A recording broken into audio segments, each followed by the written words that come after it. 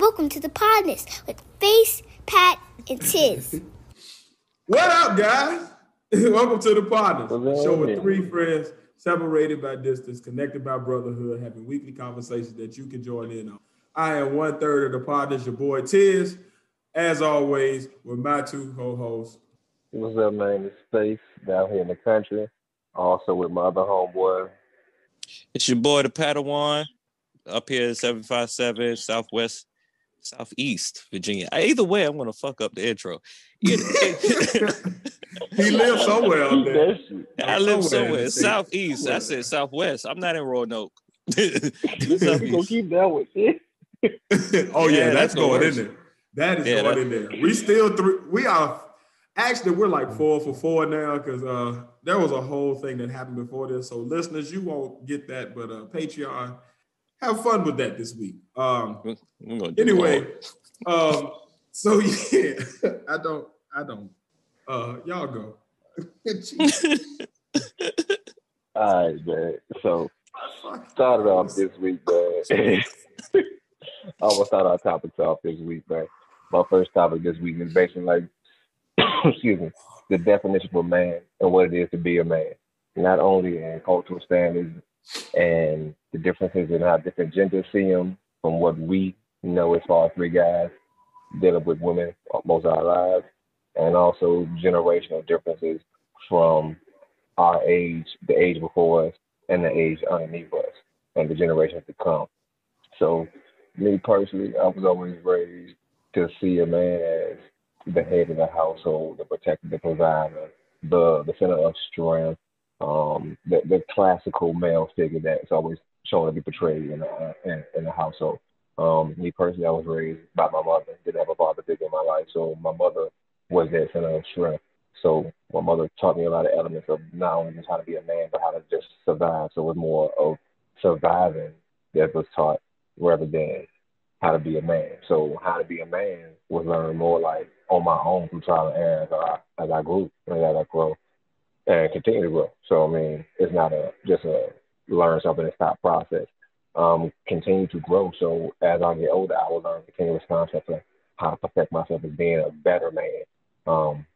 I feel that depending on male or female, seeing is different because from having girls as children and being raised by women, I see the differences of how they view a man, what they think a man is supposed to be versus what other men say. Most men are going to coincide with that general male standard is being promoted through time, and females, that's what they've been told a man should be because, once again, they are female, so in essence, they can't have a true idea of what a man should be in his mentality. They only know what they should think a man should. So once again, the protector provider is told to them, make sure he has a good job, make sure he's this, make sure he's that. Depending on different cultures, you may have different agendas or different stats they want you to meet as far as being a man. Mm-hmm. Some cultures may travel, make sure he has land, make sure he has cattle, make sure he has this in different countries. Mm-hmm. So I mean, the different cultural differences equivalent to what a man should be, but that's in their culture. Their culture might not see the same thing as the traditional that we've been taught in our culture, you feel me? Or in America, I should say, because most people in America have that same male ideal. Males aren't weak, they don't show emotion. But as time progresses and we come to these, we see that it's no problem with showing emotions. You feel me? It takes a strong man to show emotions. And these sayings come out these days.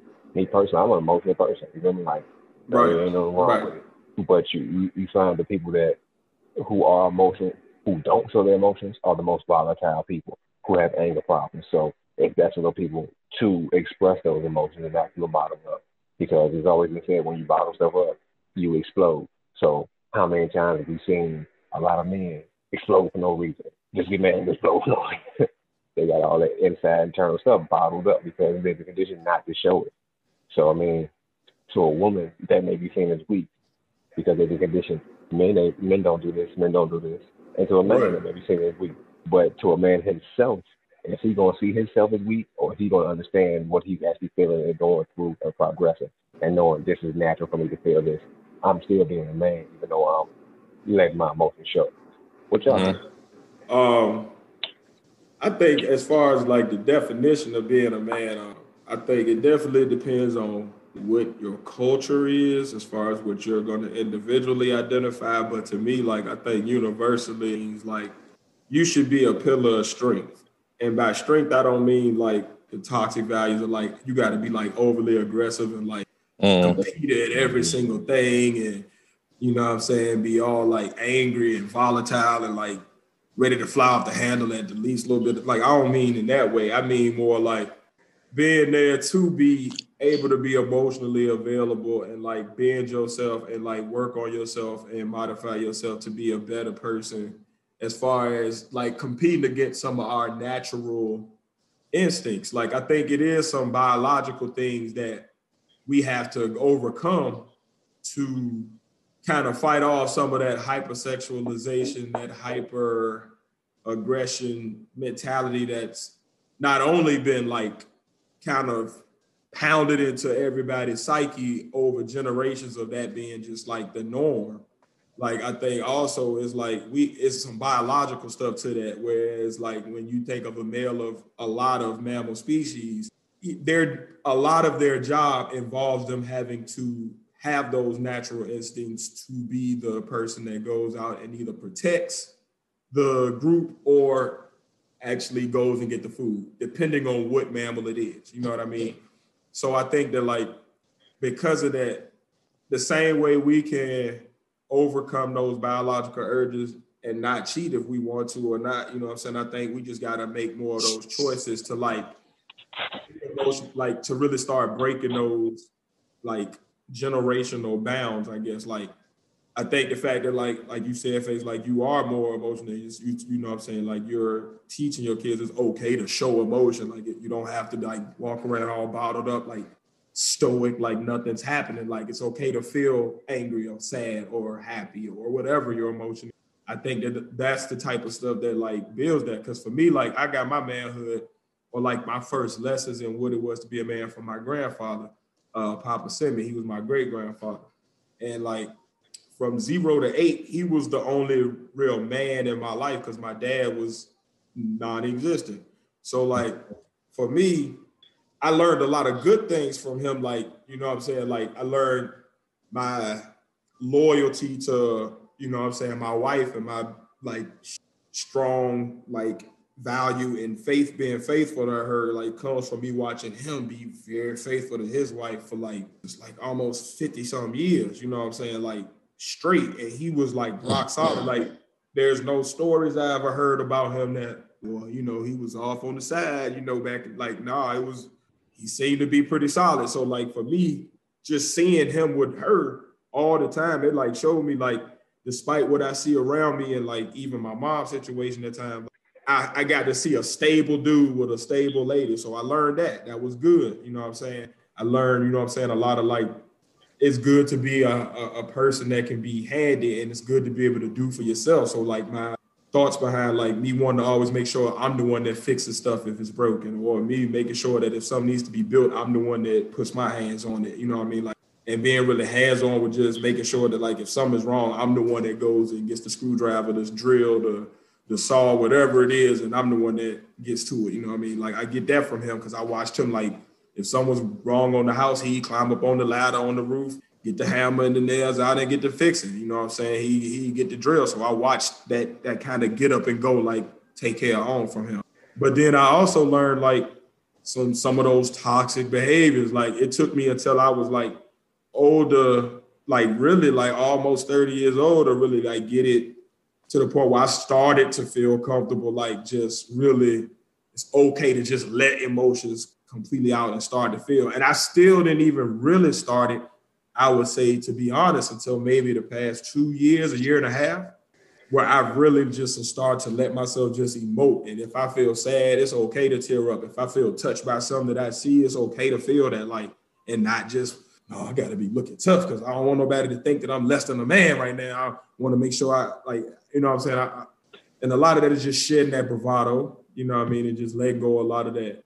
It's really ego, man, I think, that makes Americans, it's so hard for us to be a man. Because in other cultures, man, like, they're comfortable with their roles, and it's okay for them to be just whatever it is, and they're settled. It's us in America that's kind of like, like walking around like pent up all the time and like putting on a facade of what it is to be a man instead of actually just buckling down and doing the things that it takes to be a man, like handling your business and, you know what I'm saying, being emotionally available for you. I was talking my butt off there. You gotta elaborate on your point. That's all. What you think, Pat? Yeah. And it gives me time to think about what I'm going to exactly say, so I don't look like an asshole. So, hey man, let it flow, man. Okay. Well, for me, to be quite honest, I feel like the one thing makes a man is knowing what his mistakes are and how to plan to correct them or better themselves, pretty much, and knowing when to ask for help. One thing that I am horrible at. I'm horrible at, and it's one thing I need to work on. Just knowing, hey, you have resources. You just need to calm down about your situation and really think and plan, you know, in general. Well, I was talking about earlier with I was with my dad earlier today, and when I was looking at him and I was looking at his mannerisms, I was really just studying him so I can understand myself, you know, just learn myself a lot more, learn what I need to look out for. I asked him, I've been having stomach problems. I asked him about his stomach situation, you know, like, because if he has a situation, I'm going to have a situation. Just knowing, you know, knowing what I need to do to better myself. The one thing he told me was like, look, things are going to happen, and if it happens, it just happens, man. You just live your life and just move forward. You just gotta just live your life and keep moving forward or whatever. Yeah. Things are always going to happen. You knowing that things are always going to happen is going to make you more prepared. So I think it's just that or whatever. Now I will say, lately there is some role reversals in our society lately, like just hell yeah. And like, I'm single right now. Mm-hmm.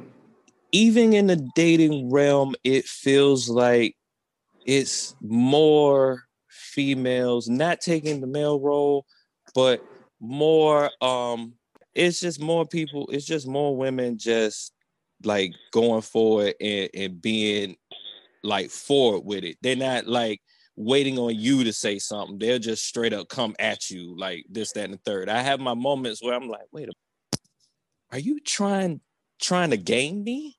Like, you know, like you, like I'm just having a simple conversation, but are you're sly putting flirts in, you know, like I'm seeing that a lot more as far as and it's not the way that I would say it's an aggressiveness to it. It's not like the normal, you know what I'm saying? It's an aggressiveness to it. It just seems like I feel like with more women in the workplace and more women handling the household on their own or whatever, it is going to be a dynamic change on like how we view what our roles are. But I feel like that's more of a circumstantial thing. Like, you know, if you're in this certain situation, you're gonna handle that situation accordingly, no matter if you're a male or female or whatever. But I just feel like there's more women in male roles, and that may cause a certain change societal, like as far as society in general. I guess I look at piggyback on that one. Go ahead. No, I was just gonna say, like, I look at the gender role reversal more from a standpoint of like, is it really a role reversal, or is it just people realizing that there are certain overlaps in us as humans? Like, there's certain things that we've pushed on a certain gender that technically both genders are equipped to do. Now, there's always going to be certain things that one gender is going to be better equipped to do than another, and vice versa.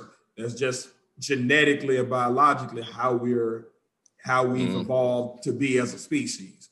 But for the most part, our daily living, because of like technology, machinery, the type of lifestyles we live, like ain't nobody going out there hunting buffalo no more. Yeah. You know what I mean? So like a woman, for the most part, in 99% of industries, can do the same job as a man. So like at this point, it's no longer a thing of where a man has to be the head of the household, or a woman has to be in the kitchen, or you have to be like those things that might have originated out of like necessity for the way the lifestyle of those people back in the day lived is no longer like that. So really it's just a norming of like, oh yeah, we can both do this. So why am I so pressed that I have to be the one that's here or you have to be the one that's here? Let's actually start looking at and leveraging like just as individuals in this situation. What are you bringing to the table as a person? Because there are situations where the woman might be a bodybuilder and is strong as hell, and the man sitting there walking around the house keep trying to fill this man role. Let me lift it.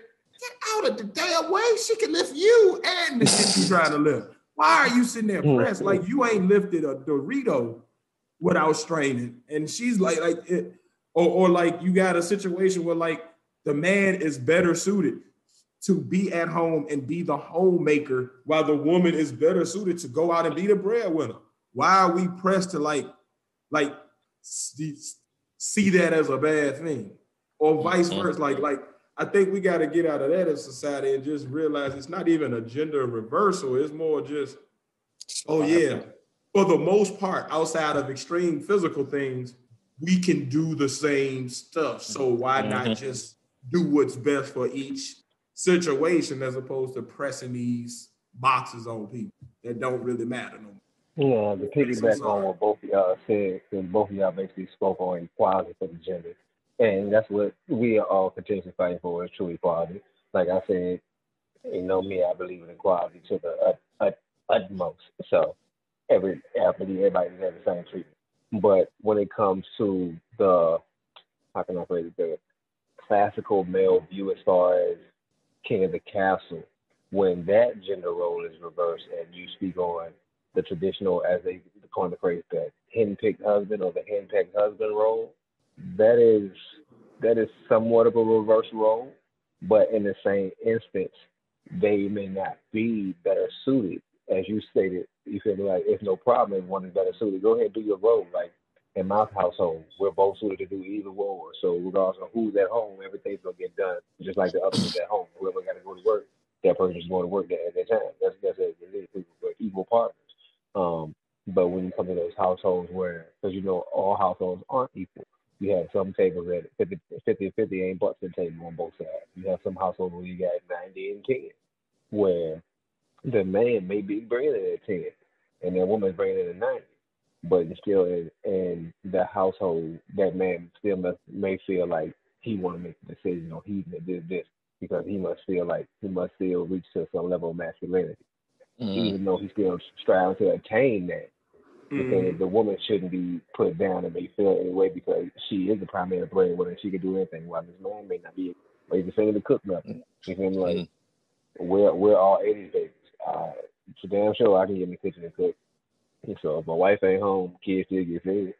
And if I ain't home, they still get fed. So regardless of who's here, like I said, everything is everything. But when it comes to a household where the man can provide and can do everything, but the woman is more headstrong, you feel me, like or more gung ho about being the boss or wanting to be in charge, and she wants that alpha role, and that role is reversed to he being a henpecked husband, I should say, and allowing the toxic treatment to go in. That's when it comes to that real reversal of roles. You feel me? Because you know that in the reverse instance, when the man is doing that to the woman, that's the classical view throughout the ages. That's what you see classical. But to reverse that, they're seen as something so negative in the life. But on the counterpart, it's seen as still positive. So my viewpoint is like, sure, I don't view either view. I don't have a viewpoint as far as either being negative, because everybody to each his own. There's some households that work on either way. There's some women who don't want decisions, who want to let the husband take over everything, and they feel perfectly comfortable doing that. And some husbands who sit back like, I ain't got to do something. I ain't got to make no decisions. Let my wife run the household. She can do everything. I just got to sit for the ride. And it's totally happy with that. But on the wide scale appeal, both are seen as negative in some light. You feel me? So I mean, it's come to that fine line where we have to find some equality and find a middle ground where it's seen as good or holistic. Everybody sees the middle ground as what needs to be done going forward, or what needs to be taught going forward, because we have too many old school ideas as far as households and how they should be run still being taught. So you see a lot of still domestic violence is an offspring of this, and you see a lot of that going from, okay, you have an old school taught man who still wants to do this, but you have a new school woman who ain't gonna tolerate it. So that's when you have these kind of clashes in relationships and this toxic behavior continuing. The role reversal, to me, it's a catalyst for negative stuff in relationships if people don't have the communication levels they should have. So I think you pretty much said it with that exact last sentence. Like, if the communication ain't right, that's where the problem is in any of that. Like, because I think that, like, in the situation of the 90-10, if the man bringing in 10 and the woman bringing in 90, as if that man is better at creating plans, then that might be what works for them in that household, for him to still be the person that is the primary, like, planner and logistics maker for that household. It might be better for him to make those decisions if his brain still works better for that, and he's just not in the financial position. Like, I think, for one, that's a big thing our society has to get away from, is just thinking about stuff from a financial aspect. Like, who runs the house is not necessarily who makes the money.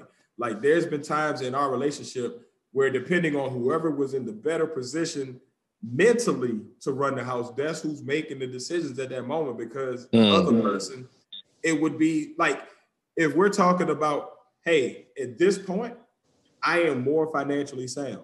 Why would the other person be still making the financial decision in that household? Like, that's stupid. That just doesn't make logical sense for that house. So, like, I think that, again, it's like really based on communication, so that it doesn't get to anybody being henpecked, whether it's the woman or the man. In any extreme, henpecked is like an extreme. That means that that's a toxic situation, regardless of whatever the dynamics or the roles are in the household. That's just a toxic. Somebody's in that situation toxic, whether it's both of them or one of them. They need to get away from each other. But if you're talking about a situation where, like, financially it may be different, or the man may be taking up more household roles that are traditionally labeled as what a woman should, quote unquote, do, then I don't feel like that should be a problem at this point in the world, because women are getting to the point where that wage gap stuff is closing. And in a lot of industries, the wage gap has flipped to the point where women are on average making more money in certain industries than men. So, like, it's getting to a point where if you look at per capita, like, women are coming out a lot of times more educated, and they're coming out, like, more prepared to run a household. So, like, I think it's stupid if you are a man that is coming from a place where you have never had to make those decisions, or you have a track record of, like, you've been on your own for years, but you fucked up a lot on your own for years, and you keep getting evicted, or you keep getting fired from jobs and shit.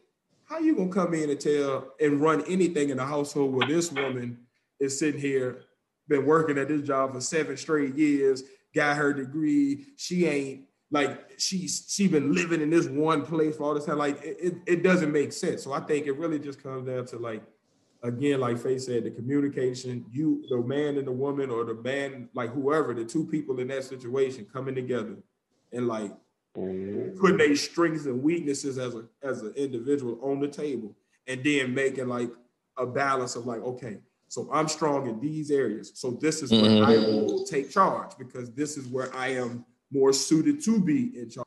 You're better in these areas. You should take charge here, because this is where you're better suited. And then we go from there. It's just like our partnership in business. Like, when we do the podcast, like, everybody does what they are more suited to do, like, as opposed to throwing somebody into an arena where like, I don't know shit about this. Why would I be doing this? This is not, you know what I mean? Like, I think that type of logic goes to everything, to business, like any type of relationship. It gotta be a thing of, like, it comes together balanced. It can't be anybody doing something that they're not suited to do. And if you're communicating with each other in a healthy way where you're like able to really recognize who you are and the other person to do, you're gonna be good. But if you get into anybody being henpecked, whether it's the man or the woman, then that's just toxic and they need to leave each other.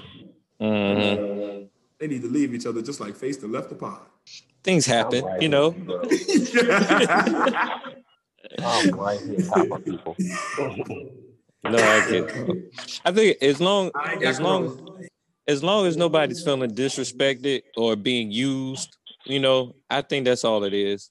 As long as nobody's feeling disrespected or used, you that's all it is. It becomes a thing where that person, as long as if that person is doing like y'all said, and he's planning and working with the person that's doing the 90% or whatever, then that's good. When the 10% become dead weight, pretty much, then it's like the other person is really doing 100%. Boy, I am so glad you just said that. So that leads me into my kind of the next thing I wanted to actually bring up. So like when you said dead weight, speaking of dead weight, I was watching a podcast called I Am Alex, Brandon Mark, Chad Johnson, Channing Crowder, and who is it? My other guy used to be the running back, Fred something.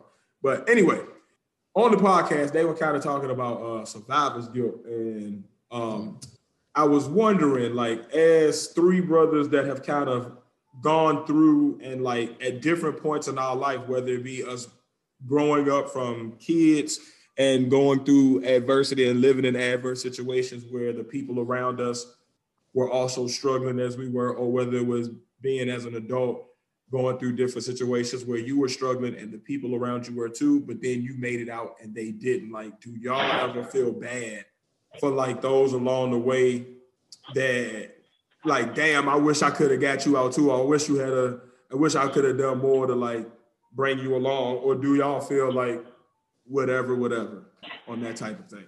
And in that same vein, now that we're like more in like successful places and that type of thing, do you ever have imposter syndrome where you feel like I'm here, but like I ain't really supposed to be? I hope they don't find out that I really know what the hell I'm doing. Or either or, y'all can take it. And then I'll tell you first.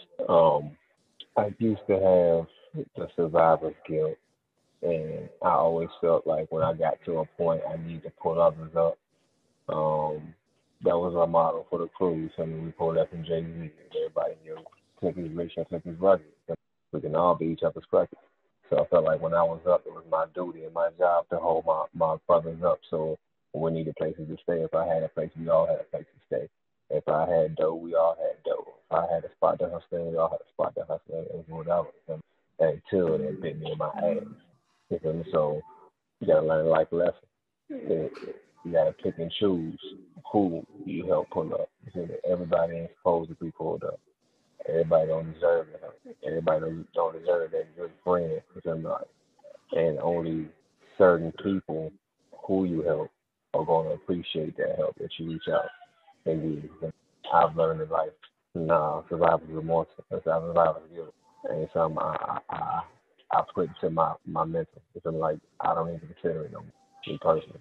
Those who I've helped, they know who they are, period. And that's good enough for me. Those who think I have not helped them, that's good for me too. Life moves on. I put it to what my mother used to tell me. Everybody come into your life for a reason or a season. So those who moved on, it is what it is. Those who stayed, it is what it is. I mean, right. I just say I ain't got the time.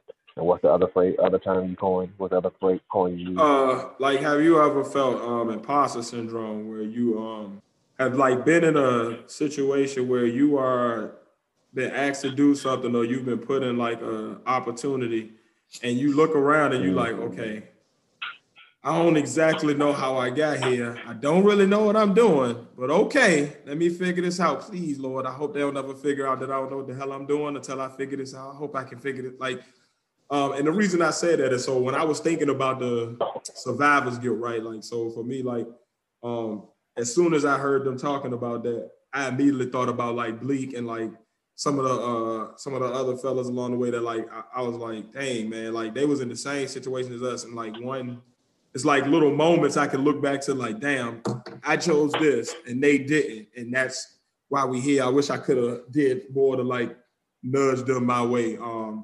And when thinking about that, I realized that like, damn, and now I'm sitting here successful in a career where like, to be honest, like when I first got into it, like had no idea what I was doing. And I had a severe case of imposter syndrome. Like I'm looking around a bunch of people who are trained to do this. They got all of these degrees, and I'm starting this same exact career, but I have none of that. Not a degree to my name. I'm a 3-time, then got put out of college. Coming from, you know what I'm saying, pretty much fresh off the street, like dug into it, getting to how I live pretty much. And now I'm in this professional world with all these people that know exactly what they're doing, and they using these acronyms that I don't know about, and they using these lingo, and they all know what the hell each other talking about, but I'm sitting there like, so like, I don't know, it just made me like wonder, like, is that something that y'all have ever had experienced in any arena in your life, or like any opportunity you've been a part of where you just, oh shit. And how did y'all? I think everybody who achieves to do better in life at one point or another has felt that or will feel that, because you always thrust into a new environment where you don't have experience at that new level yet. So you're going to feel like, damn, what am I doing here? Am I supposed to be here? But it's only confidence and, once again, self-awareness in that first level of the smell theory. You got to motivate yourself. Like, even if you feel like you're not supposed to be there, it's through acknowledgement of yourself that you realize, yeah, I can do it. You feel me? So, I mean, I felt it before, because, I mean, I've gone to different levels of management. I've gone to different jobs. Everybody, the first day of the job, no one goes to them, I got this. I know what I'm doing. No, because you don't. It's your first day. You got to think, am I suited for this? Can I really do this? Who hasn't had that thought on the first day of a job? Because I've taught for a long time in the teaching environment. I went to school every day thinking, am I right for me? Can I do this? Can I reach these kids? Can I do what I'm supposed to do? You feel me? And the job that I got now, property management. I went to the first day not thinking, yeah, I got this. No, I ain't know what the hell I was doing, so I got to go ahead and be realistic.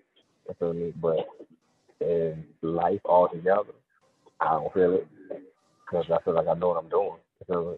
I feel like I was raised the right way. I picked the right decisions, and I know I'm being confident. In that aspect, nah. But going through life at different stages, you will feel that. I mean, that's just me personally. Some people may feel like, I'm always confident. I always know what I'm. But right. I say those people are stupid as shit. I will second that motion there. Who would say you, Pat? I would say, well, to me, well, first of all, I didn't grow up with around a lot of people. Like growing up in Portsmouth or whatever, like I was pretty much reserved. Majority of the people I knew were like family or whatever, so I'm gonna be around them anyway. Mm-hmm. And like if anybody was going through something or whatever, it was like the way they raised me is like I couldn't really tell if anybody was going through something, pretty much. So and then in my own situation, I feel like I haven't got to that level of status that I want to even feel survivor's guilt yet. You know what I'm saying?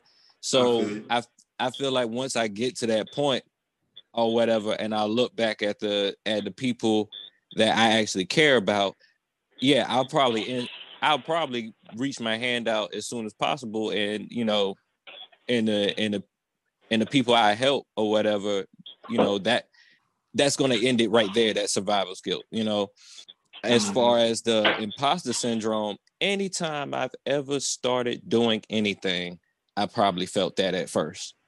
Like in general, like the job I currently have now, like it's a lot of technical stuff that I got to learn. And then I just learn one thing at a time, pretty much. And and didn't front like I knew everything. I just learn one thing at a time. And then after a while, like my status on my work ethic and things like that, I noticed that my stat started going up as soon as I started learning more stuff. But it never was really down because I still had a good work ethic. It's just that I had to learn the more technical part of it. Just anything I ever started off at first. I see your tongue didn't get that memo to get the technical parts of it. It stumbled all through that damn word, didn't it? Yeah, it does its own thing, man. It does whatever it wants. Y'all should try to hear me when I try to explain stuff, man. That boy said the word that ethic. I'm sorry, yo. No, you good. I just said it. Matter of fact, I need to drink something. It's probably because I'm fucking cotton mouth. Whatever. Drink break. And he grabbed soda. Nah, I got stomach aching. That's why I grabbed the soda. Oh, I got you. Yeah, don't be going to boo-boo on the pod. Yeah, man. Dad tried to feed me. I got a whole rib left. Mm-hmm. But yeah, next topic. All right, 2020. Your soundtrack for 2020. 2020 has been Apocalypse Now. Seemed like every single month or whatever, and we're at the end now officially, or whatever. So I start off. What was your 5 and 10 albums, or just 5, 10 artists, or 5 to 10 types of music in general that got you through, pretty much. I'll go through mine just to give y'all an example. I listen to, like, I gotten to the point where it used to be just bars for me or whatever. And then now it's more like the sound and the vibe or whatever that'll get me through. So most of my vibes now, I just have this, like, listen to either a chill vibe, and then it is certain things that, like, just to relax me when I get off work or whatever. And then things that make me restore the feeling, like whatever give me that nostalgic feeling when I really first, like, get into music and stuff like that. But to start off, all right, one, he's an underground artist, and he's from the West Coast, and his name Jay Worthy, and his 2 albums they had me to basically just, I don't know, I randomly was just scouting through music or whatever, and then it was Tidal was on basically shuffle or whatever, random. They just playing random songs in the vibe, and then he just popped up, and he has this it's like a West Coast, I want to say just the chill, like it almost feel like a West Coast Currency type vibe, pretty much, or whatever. Y'all know Currency Spitter. They used to rap with Wayne and everything. Yeah. So he came out with 2 albums. It was like one of them was 2 for 1. Name one was 2 for 1, and the other one was Eat When You're Hungry and Sleep When You're Tired, or whatever. So if y'all ever want to vibe out with whatever, that's just my random pick that and ever since I started listening to him, is like I've been listening to his songs on repeat throughout the year. These are all random, pretty much. You got it. Freddie Gibbs. I've been really getting into Freddie Gibbs. Like over the years, like his just consistency in general. Yeah. Or whatever. And he seemed like it's like he has an up-to-date flow, but it's like it's almost an old school vibe mixed with new school in general. Like he had Alfredo this year with The Alchemist or whatever. And hence the name Alchemist, Freddie Gibbs or whatever. And the past couple of albums he had, like before that, it was he had one with Currency. It was called Fetty, and he had a song called Willie Lloyd. And I was like, all right, I'm gonna listen to this because of the beat and the way he rode the beat, pretty much. But yeah, much so pause. Y'all know what the all right. So next person I've been listening to, another West Coast dude named Larry June or whatever, and he kind of have like it's kind of like a Pharrell beat wise or whatever. It almost feels like one of those like 80s synthic type vibes or whatever, synthesizer type vibes or whatever. And then similar to Jay Worthy, and it's kind of like if you kind of like Currency and Pharrell mix together, for lack of a better way of explaining it. Then my next one, Big Sean album. I thought his album was like perfect. And I never really was like a big Sean fan. No, he did his thing this year. But just the way it was put together and arranged and everything, his performance on it seemed like he had a lot more control on his fast flow and everything. It was just a well put together album. So I had to give him that props. There's this band named the Free Nationals, and it's like modern day R&B. Daniel Caesar's up there singing on a song called Beauty in Essex. It's I think you would like that. I think you would like their music, Face. It gives me kind of an Outcast type vibe or whatever, soul, like neo soul type vibe or whatever. But yeah, their name is Free Nationals. And then I'm missing anybody else before I say and Griselda. Griselda has been restoring the feeling. Every month I can count on them to give me some bars when I feel like I have a deficiency on bars. Like, and the album they came out, WWCD, what would Machine Gun do or whatever, it's 2 songs up there. It's Cruiserweight Coke and Allah Sent Me. Their beats, man, it just give me that griminess that I've been lacking, you know what I'm saying? And then Conway, he's always got bars. And then that last Benny the Butcher album, Burden of Proof, as soon as that intro came on, I was like, yo, this is giving me an old Jay-Z vibe. Like that intro just sound like when Premier did the first beat off of was it Jay's second album or whatever, A Million, that jump, A Million. It has that vibe. Like they really restored the feeling for me this year. But yeah, those are been my soundtrack to 2020 pretty much. Okay. You want it first, Face, or you want me to jump in here? You can go ahead and jump in on that one.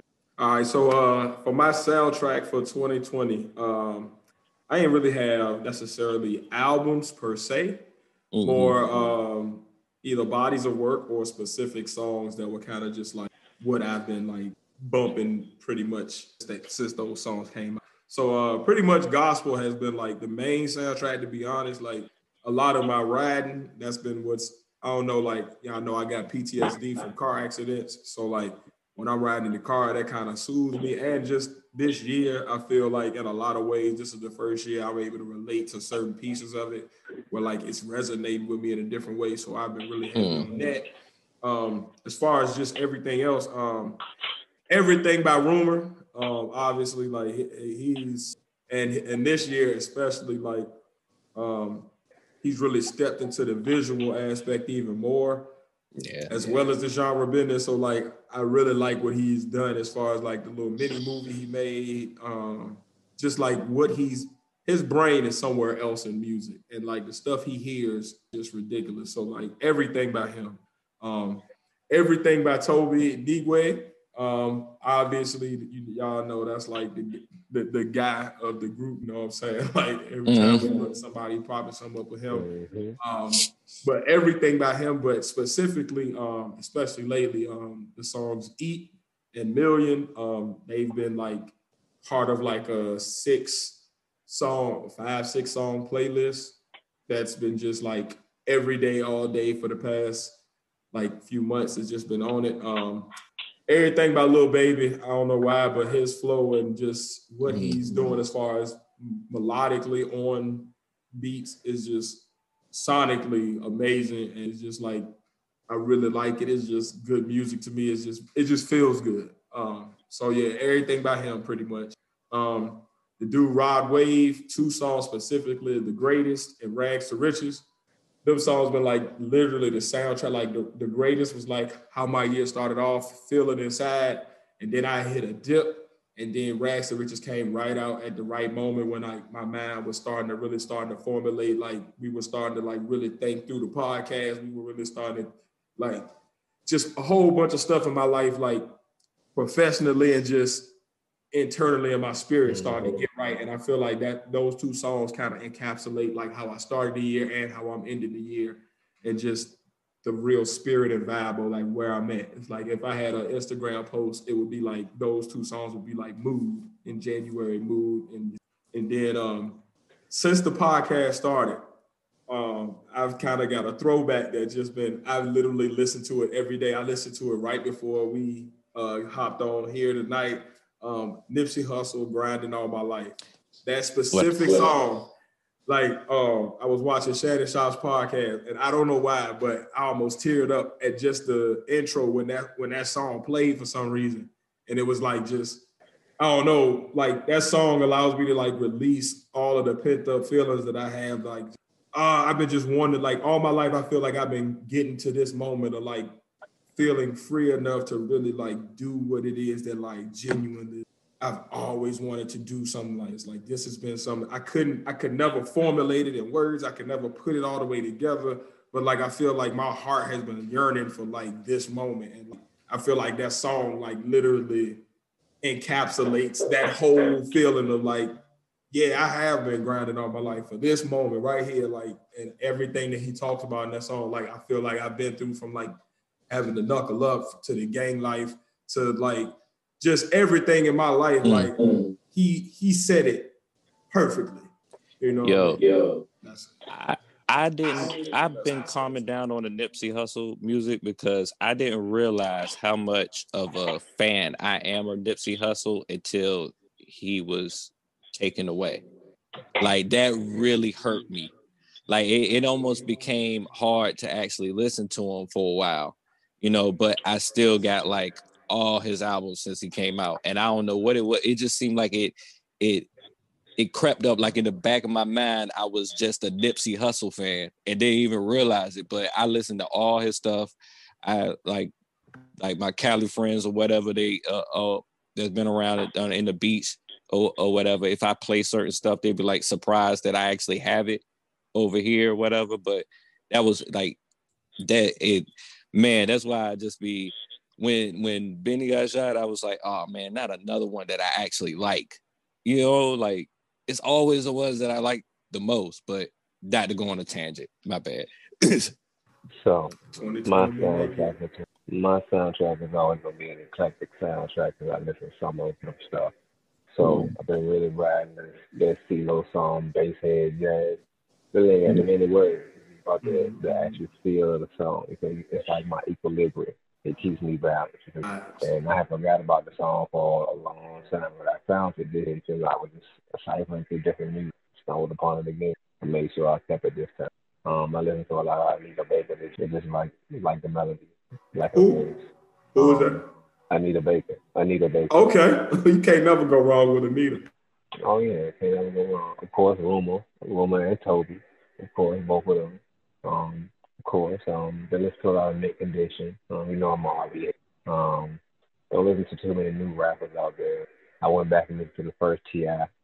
I'm Serious Joe. I listened to that. I'm always my Outkast pick. So I've been going and cycling through all the Outkast albums. I'm stuck on what is it, ATL is right now. I'm stuck on that one right now. Riding Music, some area. I forgot the dude's name. It's a country artist. The name of the song, Tennessee Whiskey. Y'all listen to that. Tennessee Whiskey. It's a groove. It's something different, but it's on some country stuff. But you listen to the lyrics. I actually like country music, so I'll try it. You feel like you ride with it. Roll up one. Ride with it. Lastly, the Baby. If it ain't new artists, I gotta mention the Baby. I like his music. His flow is the same on a lot of stuff, but on everything. You feel like I like that. You feel like he ain't gotta always have to switch it up. You feel like if you have a core audience of fans who like what you do. He ain't gonna switch it up. He got that Frank's Red Hot flow. He put that shit on everything. Too many mumble rappers out here. That mumble rap. I mean, if I listen hard enough, I can understand what you're saying. But I ain't trying to listen that hard while I'm trying to enjoy the music. Like, nah. But that's my soundtrack between a bunch of eclectic group of music all thrown together. It's a different vibe of how you feeling at the moment. I think that's about it. I love it. I think my listeners out there, go ahead and compile all of our playlists, put them together, and you got a banging soundtrack for the year. Like you got something to ride out to for New Year's Eve that will literally take you from the party to the after party to the at home after party. Because once you hit that Anita and that Mint Condition, oh, it's going down. Yeah. You and your loved ones is going to be loved ones. Yeah. For sure.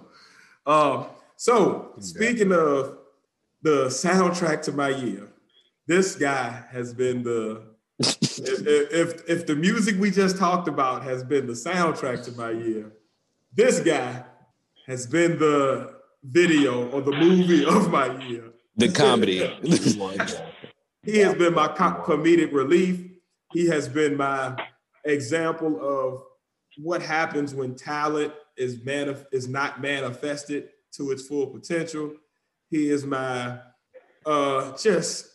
this picture says it all. Brother Umar, for our weekly Umar update, I actually don't have a whole lot, but the little bit I do have is kind of crazy, as always. He is ending the year out in a bang. So next week, guys, when y'all see the Umar recap for the year, oh, man. So anyway, since the last time we talked about Umar, he's continued with this pattern of behavior he has where every wintertime, he not only ramps up his erratic behaviors because it starts to get cold and he starts to try to find a tour to go on where he can find hotels and stuff to stay in. He also always finds somebody to argue with and beef with. So he can generate more fervor, get more people riled up, and as always, get back to his donations. So now he's beefing with Tariq Nasheed over the Aboriginal Addos, the people who believe that, Africans were here first, were the Native Americans, as opposed to the people who believe that the Africans came over trade. So he's arguing with this man and mad at him. And he's been throwing shots at Tariq Nasheed, but now he's trying to hide his hand. And well, I don't know.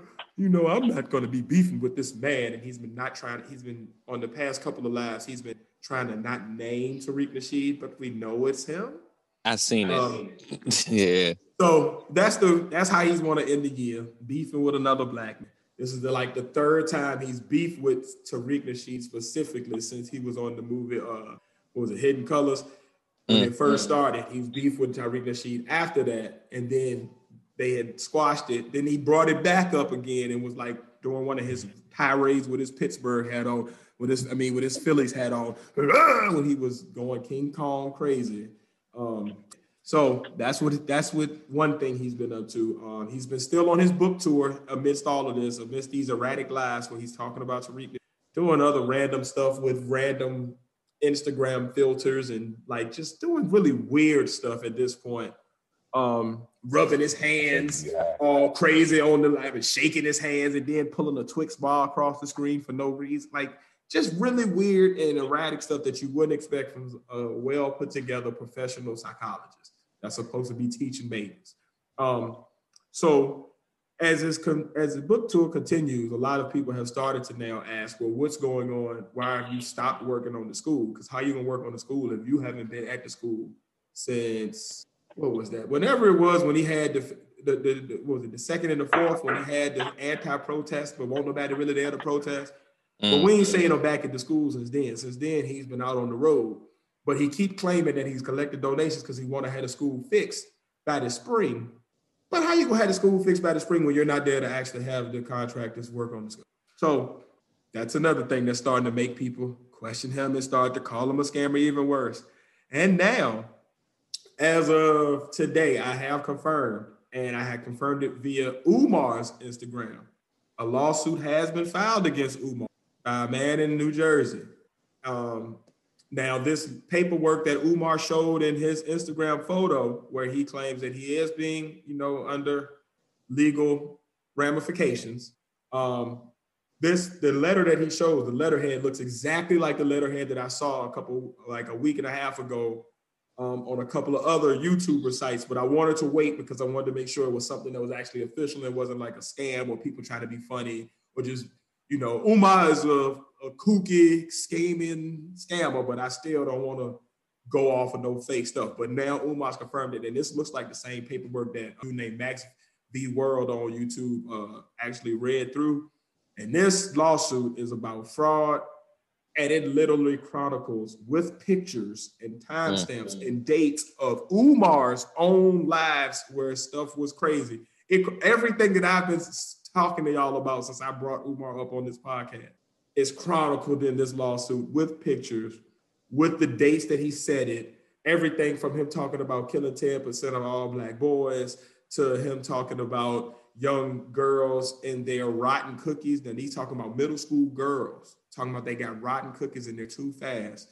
To him, like all of this stuff is chronicled throughout this, as well as every issue he had with GoFundMe, when his GoFundMe got messed up, when PayPal canceled him because of fraud, when like they got all of these receipts. So it's gonna be crazy for 2021 for Umar. So look forward to the year-end recap next week where I literally run down Umar's entire year has been a fucking doozy, bro. A fucking doozy, guys. Oh my God. So yeah, that's been this week's Umar update. Question, Ted. Ask it. So, what did Umar disagree with? What side was he on when he with the topic of was Africans already here in America? He said he's against tribalism. So he said he believes that Tariq Nasheed and him and them that believe this are really trying to like separate themselves from the greater group of Africans worldwide. And he's all about Pan-Africanism. So he's still standing on what he at least, that's one thing I've seen him at least stand strong on. He is always saying he's Pan-African, and that's what he's saying. He's against Tariq Nasheed. Yeah. The verbiage, the terminology, the intonations, and the body language that he uses when he's talking about is the problem. Like you can disagree on ideologies, but when you look like you want to physically do something. Yeah, you got to get over that shit. Again. And if this is just a random YouTuber, cool. You telling me this is Logan or Jake Paul or KSI or one of these crazy people on YouTube that this is what they do for a living, is just do crazy stuff for reaction, cool. But this is a man who's claiming that he's trying to open a school. He wants us to give money to him to open a school to teach our Black boys. And this is the behavior that I'm seeing from him. I would not this is not somebody that I would trust my child in any shape, form, or fashion, especially when he's also going to talk about he's going to take Black boys that get in trouble at his school into the Black room where he will pound their chest in with a group of other Black. I'm still trying to figure out, is he trying to be a professor or a rapper? The only rapping I've seen was him drunk in the club, rap, talking about show me love. Such a disappointment. He is such a disappointment. A failure to the race. Speaking of disappointments, random topic, actually more like random rant. For the stimulus, they're planning to give us just $600. $600 freaking dollars. What is the point of government? What is the point? What do we need government for? Like at this point, I mean, we as logical people understand why we need government and this, that, and the third. But like, what is the point? Like, I thought the whole point was to protect the country, help out, in need or whatever. But like $600, we give more to the government in our lifetimes. You know what I'm saying? We give 6 million the times as 600 or whatever. Now I'm exaggerating. These are not exact freaking numbers in general, but we're in an actual crisis, and $600. These countries is giving their citizens like $1,000 each month, and they're in worse positions than America. You mean to tell me the richest country in America that brings in trillions in revenue, it has to be trillions in revenue because they got their trillions in debt, cannot spot 600 when like free healthcare, they have free healthcare if you're a politician. Politicians have free healthcare and security for life. You can't spot $600. Y'all get raises every year out of our tax money, but you can't spot more than $600. $600. That's all you can. That's it. That was my random. It's just a random rant. Like, I guess. What's the point? Like, what? I guess my question is, first of all, when do we get to 600? And then, second of all, can we get another 600 and a little bit too? Because I'm gonna keep taking this free damn money from the government because they owe me way more anyway. And last year, the way they did me with my taxes, they can kiss my ass. So I need all my money back. Exactly. So let them keep sending it. So I ain't gonna complain. I ain't gonna look a gift horse in the mouth. Now, what I will say though is, for the people that need this money, like for me, this money gonna help me to continue to work on my podcast equipment, get some more sound equipment, some better. You know what I'm saying? Software, that type of thing, maybe a computer for like I'm gonna be able to use it for something. But for the people who need that money, that's messed up. Because like you're already like the disease ain't going nowhere.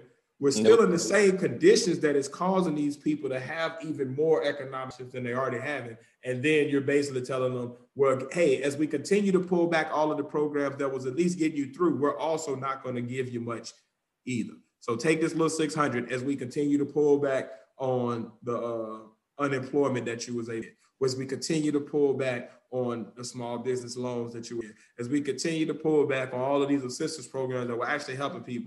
We're also going to give you the short end of the stick on how much would you just have around with a stimulus. Like, how is that stimulating anything other than getting somebody like who's already buried 6 feet below in debt? Now they're what, 5 7/8 of a foot? Like what are we really giving these people here? So I think that's the messed up part. Like, I think it should be scaled, and I think that like the less you need the money, the less you should get, and then the more you need the money, give them a bigger check. But like, I'm cool with 600, but I know a lot of people that does nothing to really stimulate. And I think it's just that at this point, we still doing this. Like, it's just like, here we go again. Government ain't shit again. Don't get me wrong. Don't get me wrong. I'm going to take the 600 or whatever, because I wasn't expecting it. We supposed to be getting it next year. But that's why I'm complaining. It's more like, all right, what about the people that you haven't even gave them the first stimulus yet? They're still waiting on that, and they're in an even worse position, like, and then you're just saying we're going to give you another 600 or whatever. After we done put you in the office and all this other stuff, this is the best you can get out of it. But yeah, but say you face. First thing, you can't say once we elected you in the office is all you can do, because they've been working on this since before Biden got elected. So this is a little BS between the two parties that have been arguing on money, because one want to save money, one want to give a whole bunch of money out. So $600 ain't nothing to no household, because the average household makes less than $30,000, and that's below the quoted poverty line, and that's the average household income. $600 ain't enough. It's grocery money. That's for free groceries. But if you're trying to stimulate income or stimulate the economy, it takes money to make money. We all know that. And with the people who are supposed to be the specialists who know this, who run the facts, who see the numbers, they know what amount of money it's truly going to take each citizen to survive and not have that true economic hardship that we're all seeing. A lot of people we know face. Now, as far as kids, when you say they should scale it, the only way for them to truly scale it, you can't go on the average person's yearly income, because we all know people who don't have a job, period, who hustle for a living, and they don't have any reported income. So do they deserve the stimulus? Do they truly deserve the stimulus over somebody who has a job, who's making, say, $32,000, but has $32,000 with 5 kids? That ain't no money. The only way to true scale it is get real personal and go to the reported debt. Now, if you look at somebody's reported debt, then you can truly scale it. But who wants somebody in their business like that? No, that's real. I mean, that little $600 really didn't do much, man. But my wife told me tonight, after we started recording, that I think Trump is not going to sign off on it because the money is too low, so he wants the citizens to have more money. Come on now. Do something right before you leave. Positive thing. That'll be one positive thing. Amen. The citizens who actually deserve and that assistance to get that, because there's a lot of people who can't work because of their jobs have closed down, and a lot of people ain't hiring because when the mass layoffs come, you got a lot of people applying for a little bit of job. So no, that's a big everybody ain't fact. gonna get that job. You feel me? You might have a job hiring for 10 people, but you have 300 people applying for those 10 jobs. Yeah, you preaching. 290 people gonna be sad. So you gotta do something to stimulate it. I mean, sad Hell to say, yeah. For real though, for once. the only true thing that stimulates the income is war. War creates jobs. Yeah. Sad to say. That's the only thing that truly stimulates them is war. Well, it would be weed if they legalized marijuana. Yeah. Yeah, I'm waiting on that. I'm talking about legal stuff, but we all know that the legalization of marijuana would drive tax revenue and crime rates down. We can go on a podium about that, but that's other shows to come. No, that's real though. That's real. I can't argue with it. Well, we'll say you on the going into our favorite part of the week. What face hates this week? Right? Oh, we could definitely do that right now. Three things I hate this week. Yay! I watched a movie called Sneakerhead. Well, people ran around. It's a Netflix special. It's a good show, but just the concept of it, it's a cultural thing. The fascination for shoes, fascination for sneakers and mine. And as time goes by, I've seen sneakers become more and more expensive, where they're up to a couple $1,000. Sneakers sell for like $10,000, $40,000 for a pair of sneakers. Easy. Now, the thing that really pisses me off is black people's obsession with Jordans. It's a shoe. Black people used to shoot people over Jordans. People used to get killed over these shoes. People used to get to fight. Oh, you stepped in my J's? You stepped in my J's?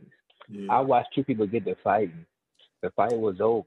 The dude that won looked at his shoes and like, hey man, you got to bleed on my J's? I should beat you up again. Fascination over these shoes. Yeah. They idolize. You idolizing some shoes. And the sad part is there's so many other cool shoes other than Jordans. Jordans ain't even like at this point in the game, Jordans is like not even on the top. To me, not on the top tier no more. It's a whole lot of other better shoes out there on the market that look fly. This is my thing. Me personally, I don't dress by name brands. You see me, I'm dressed because I'm comfortable. I mean, I don't even know the name of my shoes. I know they're comfortable on my feet and they match what I got. That's what I know. And I still look good. That's all I know. That's all that matters to me. So you gotta know what you call it. I have 0 pair of sneakers in my closet. 0. Oh, see, yeah. I could care less about last time I owned a pair of sneakers. I remember when we were growing up, people used to go to the mall and wait outside the mall before the mall opened up for Jordan. And they still do that now. Like in 2020. Really? I've done that before, but I mean, like once it became same ones like, that came out 10 years ago. They have the same auctions. ones you got in the closet. They have exactly for sneakers. You feel me? Like they don't appreciate the values. Yeah, man, but you also got auctions for treasure trove. So it's like, it's collectors to that. So it's like whatever your thing is that you collect, I guess that's what their thing is. You got people that be like, oh my God, it's a quartz crystal. And that's what get them riled up. So I think it's just, uncut gems. But I definitely feel you on Jordan specifically. Like, you don't want no casual shit. Second thing that pisses me off this week, anti-maskers. Oh my, yes, what? God, Jesus. Anti-maskers. Anti-masker. Yeah, they don't want to wear their mask in public. Yeah. Hell yeah, trying to kill everybody because they don't want to because they want to politicize. Survival of the fittest. My logic is this: we are the freest nation on earth. Yes, we are, and you have the right to do basically almost anything you want. That's morally correct, but isn't putting your health and somebody else's health purposely in danger morally incorrect? I don't know about the morals of it, but what I believe is everybody got their rights, and your rights should not infringe upon the rights of somebody else. So you got the right to do whatever you want to do until that right infringes upon my right. And you're not wearing your mask infringes upon my right to be healthy in a reasonable space where I should feel comfortable being healthy. So that's where it becomes a problem for me. And I feel super. I'm 100% with you on this one, Face, because I literally almost fought a dude at the gas station like 2-3 days ago because he was close to me with no mask on, and I had to push him back. Hey man, get my 6 feet, and you ain't got no mask on. I don't know what's wrong with you, but I don't play like that. Like my health is. I ain't bringing nothing home to my child. I'm sorry. I can't get down with it. I hate it. I hate hate anti-mask. You want to wear a mask? Be in your own place. Do your own thing. Stay in your house. You can't have both ways. I don't want to stay in the house, and I don't want to wear no mask when I go outside. If you want to come outside, put a mask on, man. That's simple. Because natural selection don't care. I got a breathing problem. So you got a breathing problem. You're gonna have an even worse breathing problem. Did you just now get one? Oh, you've been had this before now, and you haven't sought no medical treatment for your breathing problem. You just accepted that. Well, accept putting the fucking mask on that. That's part of your breathing problem. Put the fucking mask on. Hot ass breath. Yes, I want to stamp that. Now, I already hate going in Wally World. We all know that stands for the W mark. I hate going in there. But when I have to go in there, the thing that really, really pisses me off is that one loud motherfucker in the line. And one loud person, I want to see a mask.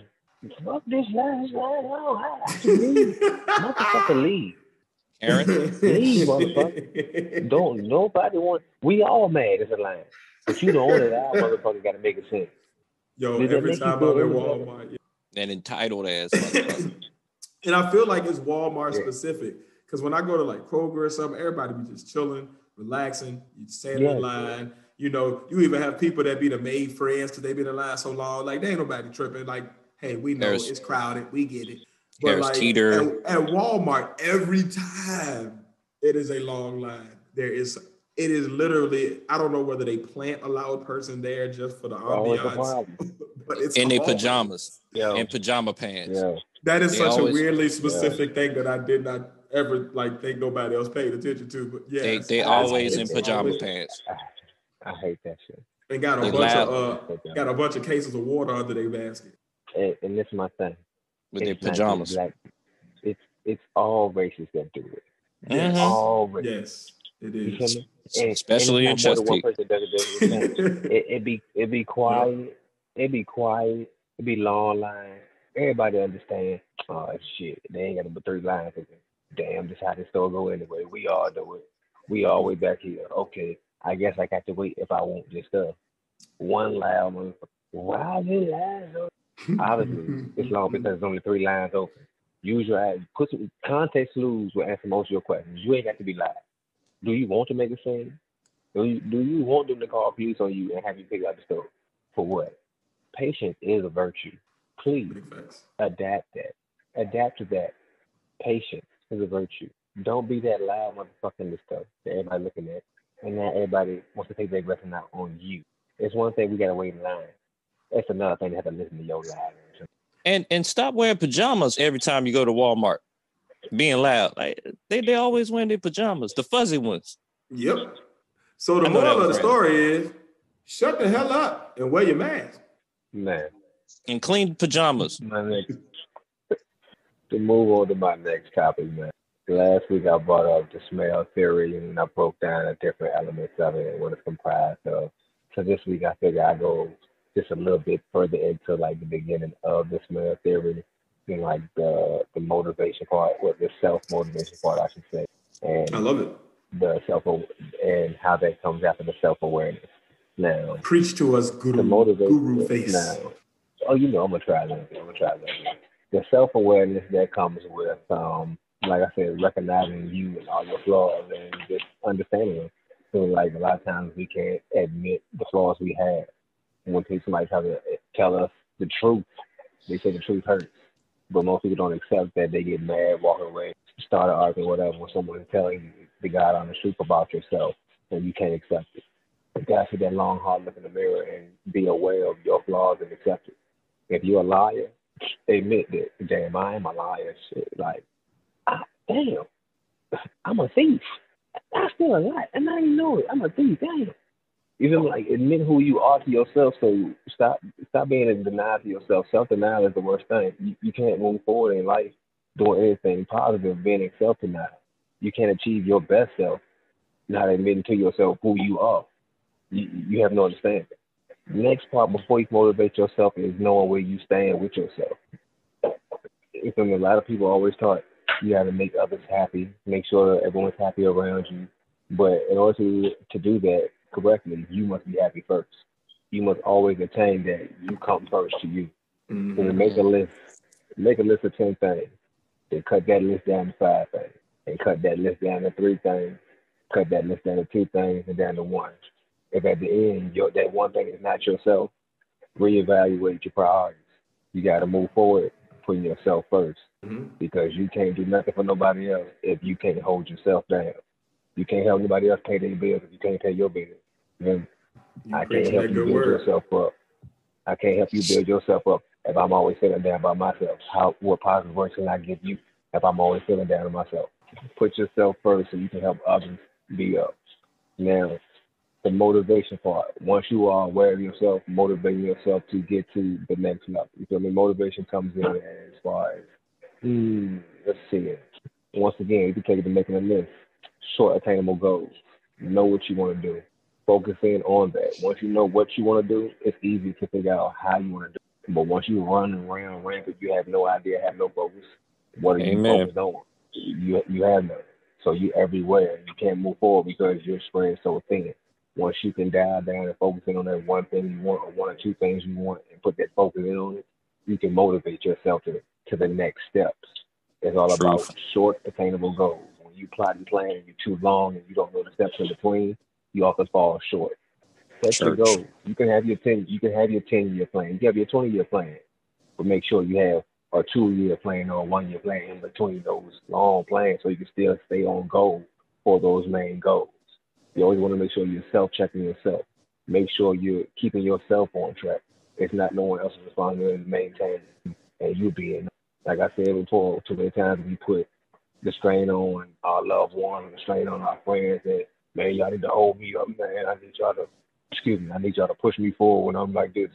At first, man, you gotta have the strength to hold yourself up. I can't help it. I can't help you if you don't want to help yourself. If you ain't willing to help yourself, I can't help you. You feel me? Yeah. We've all had times where we've been in a dark place and we didn't want no help. So regardless of what positivity came our way, we closed off to it. It wasn't until we were willing to open up to that positivity that we were able to accept it and move forward. You got to be willing to, once again, know who you are, accept what you are, know what you want to do, and then figure out how you want to do it. Get that done. Now you motivate. Once you're motivated, we can take it to the second level, self-elevation. But that's next week. I love it. Y'all gonna get on this smell theory. Y'all better smell yourselves out here, man. Get yourselves right, people. 2021 coming, whether you're looking forward or not. And if you weren't ready for 2020, you better get ready for 2021 because we don't know what's gonna happen, but you want to be as prepared as you can. And you know what I'm saying? Smelling yourself is definitely a good way to get that started. With that, man, I think that's it for this week, man. We are out of time. We have definitely covered a lot this week. Look forward to next week when we got our end of the year show, the last partner show of 2020. The next time you will hear from us, it will be 2021, a whole new year, a whole new us. Well, the same us. Bump that. We're going to still be the same us. But the year will be different, and we're going to definitely be continuing to upgrade. Look out over the next couple of weeks. You will be seeing more video clips. You may even see a best of where I kind of give you some of the video clips from all of our episodes up until now. You'll definitely be seeing clips coming from this week's episode. And as always, this week's episode will be uploaded on Wednesday, midnight. It's dropping. Get ready. Oh, yeah. Face Pat, what y'all got on y'all end? Oh, yeah, make sure y'all stay tuned. I got more smell theory videos dropping soon. I got one to two every week. This week or next week, we're going to take it into the self-awareness, go further deep into that. So if y'all listen to the podcast, y'all will get brief snippets of what the next video be full into. So if y'all keep training on the podcast, y'all always have brief knowledge of what's going on in the next video as far as smell. But if y'all listen to the whole smell theory series, so y'all have a full uncommon view of what I'm talking about when I'm talking about smell yourself. Other than that, of course, we got the two stores, teespring.com/stores/podmas-closet-1. And then we have teespring.com/stores/face-code-2. Both stores, good apparel, wearable apparel, breathable apparel. Still have some spring items up for right now, but we're going full winter in a few days. Face masks available on both stores. Like I said, you got to watch the content for the promo codes. Watch all content to get all promo codes. And that's all I got on my end. Pat? If you're on Facebook, hashtag the partners, THEPODNAS. That's the fastest way to get to our page, which is Tiz Face Pat are the partners. If you're on Instagram and Twitter, it's the same thing at the partners, THEPODNAS. And I'd like to thank all of y'all that gave us 990 views on our reel with the smell theory. Blessings. We had 990. I was looked at that the other day. I was like, oh, shoot, I ain't even peeped this. That's big. So thank y'all. Thank y'all, and we appreciate y'all. Yes, man. I thought that's the perfect way to end on just that note of gratitude. Thank you for every follow, like, every comment, every retweet, every repost, every share, every view. Like however you have interacted with anything that we have done up until this point, we thank you. It just continues to edify us as we continue our journey chasing our dreams, man. Appreciate y'all being on the journey with us. Continue to join the conversation with us every week. As always, I am 1/3 of the partners. Your boy Tiz, along with... It's the Padawan. It's your boy Face out in the country, man. Gang, gang. Partners, man. Pod Squad, we out. See y'all next week, guys.